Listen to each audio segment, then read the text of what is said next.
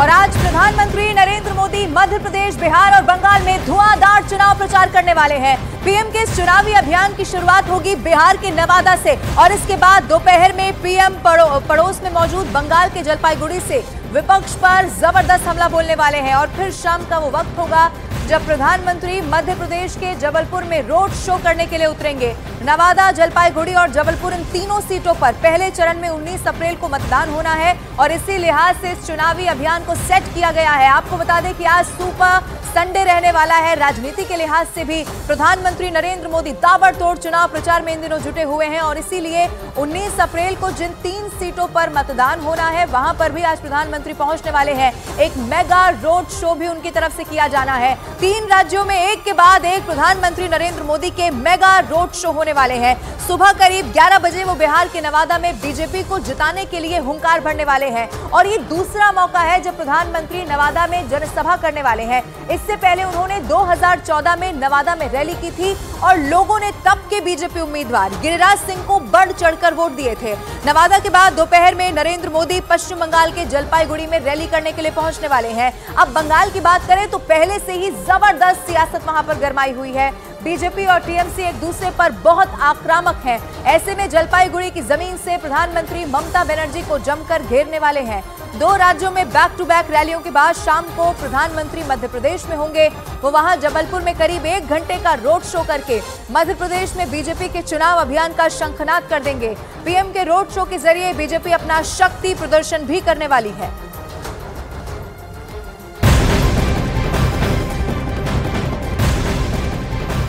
और एक बड़ी खबर, नवादा में आज पीएम मोदी की रैली होनी है। लोकसभा चुनाव में मंच पर पहली बार एक साथ होंगे चाचा भतीजा पशुपति पारस और चिराग पासवान एक साथ एक मंच पर दिखाई देने वाले हैं। पशुपति पारस को सीट बंटवारे में नहीं मिली थी मनपसंद सीट, नाराजगी के बाद मंत्री पद से इस्तीफा दे दिया था, आपको याद होगा। इसीलिए आज की जो तस्वीर होने वाली है वो बड़ी ही दिलचस्प होगी। हर किसी की नजरें इस पर टिकी हुई हैं। रैली में शामिल होंगे पशुपति पारस और चिराग पासवान। इसीलिए कहा जा रहा है कि पहली बार ऐसा मौका है जब एक मंच पर चाचा भतीजा आज दिख जाने वाले हैं।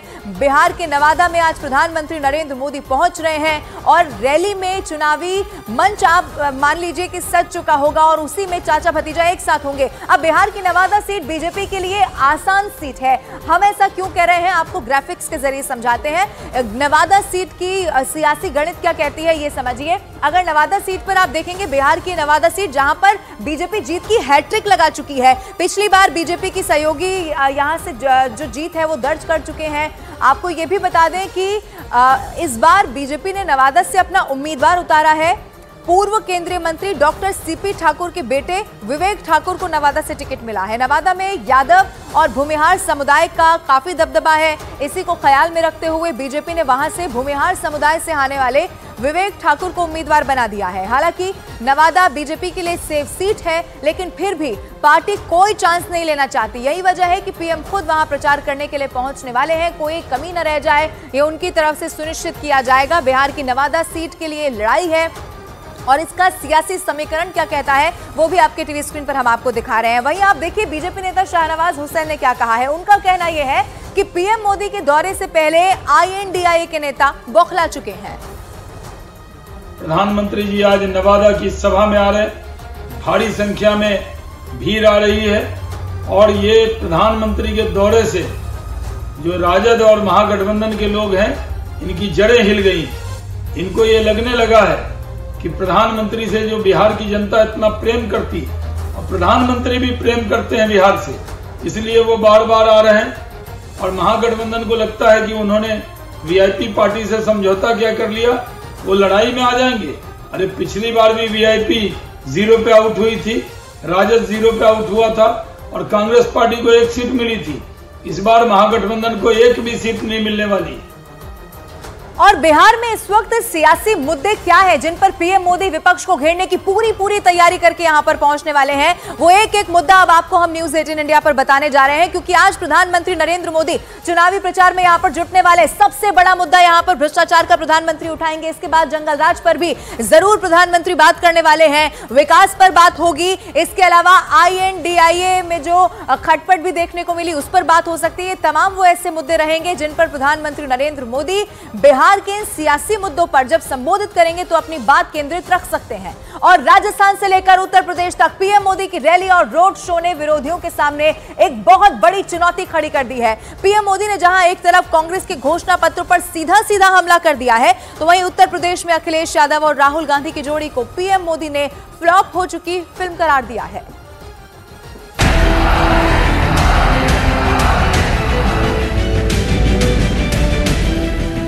यहाँ उत्तर प्रदेश में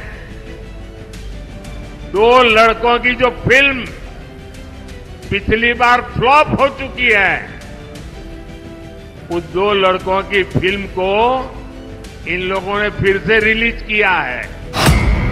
दो लड़कों की फिल्म पर भारी पड़ा मोदी का ट्रेलर 24।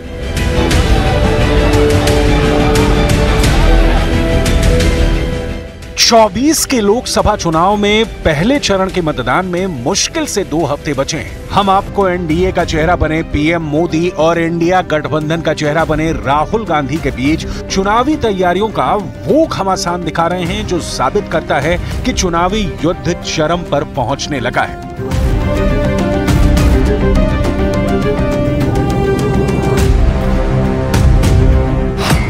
आप जरा ये 2 तस्वीरें देखिए। पहली तस्वीर पीएम मोदी की रैली और रोड शो से जुड़ी हुई है। वहीं दूसरी तस्वीर में इंडिया गठबंधन का चेहरा बने राहुल गांधी और यूपी में बीजेपी को टक्कर देने का दावा करने वाले अखिलेश यादव हैं। अखिलेश और राहुल दोनों साथ साथ यूपी में चुनाव लड़ रहे हैं। वहीं कांग्रेस अपने घोषणा पत्र से ये दावे कर रही है कि 24 में परिवर्तन होकर रहेगा। पीएम मोदी ने राहुल और अखिलेश यादव का बिना नाम लिए इस जोड़ी को ऐसी फ्लॉप फिल्मी जोड़ी बताया है जो 24 के चुनाव में भी फ्लॉप होगी। यहाँ उत्तर प्रदेश में दो लड़कों की जो फिल्म पिछली बार फ्लॉप हो चुकी है, उस दो लड़कों की फिल्म को इन लोगों ने फिर से रिलीज किया है।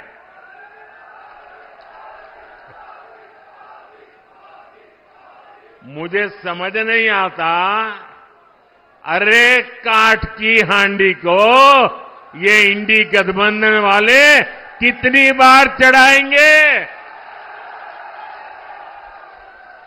साथियों, कभी जिस कांग्रेस ने आजादी की लड़ाई लड़ी थी और कैसे बड़े बड़े दिग्गज कांग्रेस के साथ जुड़े हुए थे, महात्मा गांधी का नाम जुड़ा हुआ था, लेकिन आज देश एक स्वर से कह रहा है, आजादी की लड़ाई लड़ने वाली वो कांग्रेस तो दशकों पहले ही समाप्त हो चुकी है। राजस्थान से लेकर उत्तर प्रदेश तक पूरे दिन प्रधानमंत्री नरेंद्र मोदी ने तूफानी चुनाव प्रचार में पूरी ताकत झोंक दी। 400 प्लस सीटें जीतने का दावा करने वाले प्रधानमंत्री नरेंद्र मोदी ने न केवल इंडिया गठबंधन को खुलकर ललकारा, बल्कि राहुल गांधी और अखिलेश यादव की जोड़ी को फ्लॉप फिल्मों की जोड़ी भी करार दिया। राजनीतिक जानकारों का मानना है कि प्रधानमंत्री नरेंद्र मोदी 400 प्लस सीटें जीतने का इस तरह से चुनाव प्रचार कर रहे हैं जिससे वो जनता के दिलो दिमाग में छा सके। पश्चिमी उत्तर प्रदेश के जाटलैंड में पीएम मोदी ने जिस तरह से चुनावी चक्रव्यूह तैयार किया है, उसी का असर है कि एसपी और कांग्रेस भी बीजेपी के गढ़ में सेंध लगाने की कोशिश में है। लेकिन सवाल उठता है कि क्या अखिलेश और राहुल की जोड़ी जाटलैंड में मोदी के मेगा शो को टक्कर दे पाएंगे? यूपी के गाजियाबाद में पीएम मोदी के मेगा शो ने इंडिया गठबंधन को सोचने पर मजबूर कर दिया है कि चुनाव कितना प्रचंड होने जा रहा है। अब सवाल उठता है कि बीजेपी के नेतृत्व वाले एनडीए का मुकाबला इंडिया गठबंधन कैसे करेगा? क्या जाटलैंड में इंडिया गठबंधन के पास कोई ऐसा चुनावी मुद्दा है जो बीजेपी पर भारी पड़े? विरोधी है वो क्या कर रहे हैं? ये सत्ता पाने के लिए तड़प रहे हैं, छटपटा रहे हैं। मैं देश का पहला चुनाव देख रहा हूं जहां विपक्ष जीत का दावा नहीं कर रहा है। किसी विपक्ष के नेता से आपने सुना कि भाई उनकी सरकार बनेगी? सुना? नरेंद्र मोदी जी ने पॉलिटिकल फाइनेंस की मोनोपोली बनाई है। कैसे बनाई है? ED, CBI, income tax department का प्रयोग करके। अगर आप बॉन्ड स्कीम्स को देखें तो उसमें साफ दिख जाता है कि नरेंद्र मोदी जी ने, बीजेपी ने एक प्रकार से पॉलिटिकल फंडिंग एक्सटॉर्शन से, धमकी से, प्रेशर से बनाई है। इधर राहुल गांधी ने कांग्रेस के 48 पेज के घोषणा पत्र से मोदी सरकार को सीधी चुनौती देने की कोशिश की है। बीजेपी ने कांग्रेस के घोषणा पत्र में तमाम खामियां बताते हुए कांग्रेस के घोषणा पत्र को झूठ का पुलिंदा बताया है। पीएम मोदी भी कांग्रेस की कथनी और करनी पर सीधा हमला कर रहे हैं। तो 2 दिन में राजस्थान से लेकर उत्तर प्रदेश में पीएम मोदी ने 2 दिन के अंदर ही माहौल बना डाला है। वहीं इंडिया गठबंधन में शामिल समाजवादी पार्टी के अध्यक्ष अखिलेश यादव और राहुल गांधी मिलकर कोई बड़ी रैली या फिर बड़ा रोड शो पिछले 1 हफ्ते में नहीं कर पाए हैं।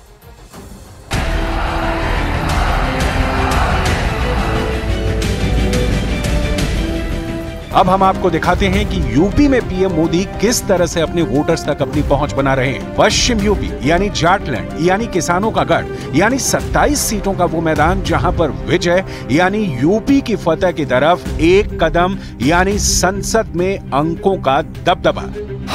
2019 के आंकड़ों की बात करें तो उस चुनाव में बीजेपी ने पिछले सारे समीकरणों को ढेर कर इतिहास रच दिया था। बीजेपी ने पश्चिम यूपी के 27 में से 19 सीटों को अपने खाते में डाल लिया था। समाजवादी पार्टी का साथ देने के लिए मैदान में उतरी बहुजन समाज पार्टी को संयुक्त 8 सीटों पर ही संतोष करना पड़ा था, तो कांग्रेस का यहाँ खाता भी नहीं खुल पाया था। भारत लंबे समय तक एक आतंकवाद से पीड़ित देश रहा है। यूपीए सरकार में देश के तमाम शहरों में पाकिस्तानी आतंकवादियों ने बम धमाके किए थे, जिससे हजारों लोगों को घायल होना पड़ा था और कईयों की जान गई थी। लेकिन मोदी सरकार के आने के बाद आतंकवादी हमले में भारी कमी आई है। इन 19 अंकों में सहारनपुर शामिल ना हो सका था। बीजेपी मुस्लिम और दलित वोटरों वाली सहारनपुर सीट पर कब्जा नहीं जमा पाई थी। ऐसे में एक बार वोटरों को साधने के लिए प्रधानमंत्री मोदी खुद मैदान में उतर चुके हैं। यही वजह है कि अब पीएम मोदी पश्चिमी यूपी से इंडिया गठबंधन पर निशाना साध रहे हैं। अब देखना होगा कि पीएम मोदी के 10 साल का ट्रेलर क्या 24 में हिट फिल्म देता है या राहुल गांधी और अखिलेश यादव की जोड़ी पीएम मोदी के मुताबिक एक बार फिर से फ्लॉप है।